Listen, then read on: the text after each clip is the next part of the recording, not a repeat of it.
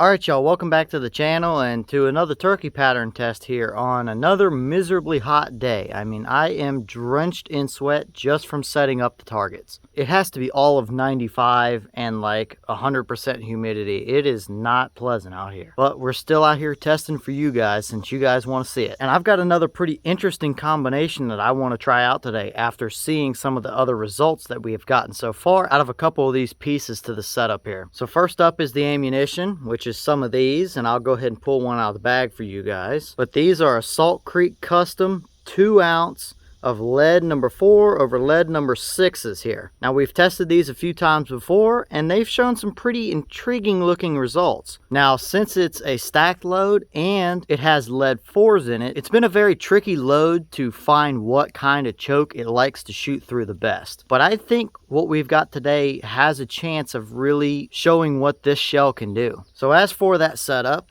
I've got my Remington 1187 Premier out here again.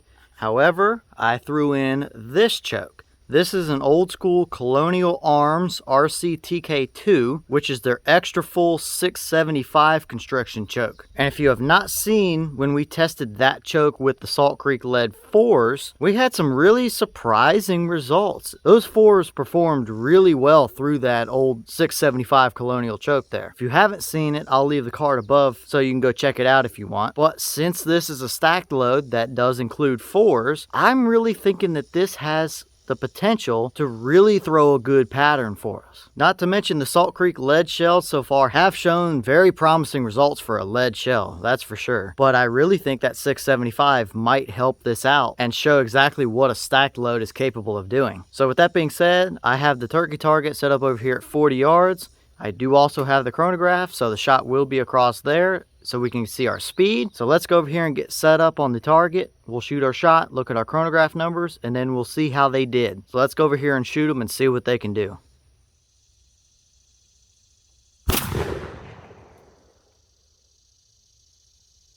Okay, so that shell gave us 1,228 feet per second across the chronograph. And if I'm remembering correctly, that between 1,200 and 1,230 range is what a lot of these Salt Creek shells have been in, especially this stacked load. So it seems to be very consistent and nothing being pushed too fast or too slow. So nothing too special to see on this one, so let's go check out our target.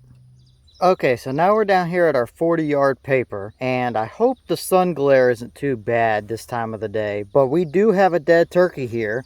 There's 4 in the brain, 1 and maybe a half of another in the spine there. But as you can see, our main pattern is off to the right. And that shell and that choke is not what that gun is zeroed with. So it's just kind of unfortunate, but it is what it is. That's why you always go zero your gun with your shell and your choke that you plan to hunt with. But either way, this is a pretty even pattern, I gotta say. We don't see a super tight or super hot core necessarily, but we do see a pretty even looking core area to our pattern. Now, yes, we do see some of these flyers over here along the left edge of our paper and down here along the bottom as well. And most likely there would have been a few off to the right. But either way, that's absolutely a turkey killing pattern right there. It's not blown super wide open. You do have a nice, pretty overall condensed and even core area there. I think that 670 to 675 range is definitely what these stacked Salt Creek loads are going to like. Now, unfortunately, I don't have a 670 choke at the moment to try these in, because I'd be curious if a 670 would condense a little bit tighter than what we saw here. But either way, I don't really have a ton to complain about out of that pattern right there. If that was centered up, that would be a beyond dead turkey. I wouldn't be scared to take that out hunting with me at all on a turkey hunt, because that will absolutely do the job for you right there. Okay, and here's the wad out of that shell. Nothing really too special to note here. It's not all ripped up or torn up or anything like that. There's nothing stuck down in here as far as shot goes, or really even any buffer material. So definitely did just fine in this test. Nothing really to note out of this one.